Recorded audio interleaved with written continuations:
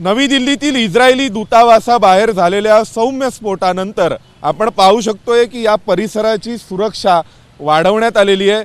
दिल्ली पोलिसांकडून या संपूर्ण रस्त्यावर बॅरिकेडिंग करण्यात आले। आजूबाजूच्या परिसराला कमांडोंची सुरक्षा आहे। येणाऱ्या जाणाऱ्या प्रत्येक वाहनावर सुरक्षा यंत्रणांची करडी नजर आहे।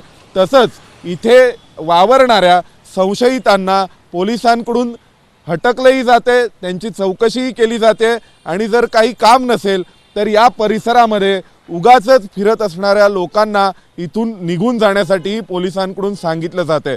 काल संध्याकाळी 5च्या सुमारास इस्रायली एम्बसीच्या पाठीमागे एक सौम्य स्फोट झाला होता आणि त्यानंतर इथलं वातावरण अतिशय बदललेले आपण पाहू शकतो की कशा प्रकारे सुरक्षा यंत्रणांनी या इस्रायली एम्बसी भोवती आपलं सुरक्षा कवच अधिक मजबूत केलेले आहे। व्हिडिओ जर्नलिस्ट प्रवीण दीक्षितसह सोमेश कोलगे, एबीपी माझा, नवी दिल्ली।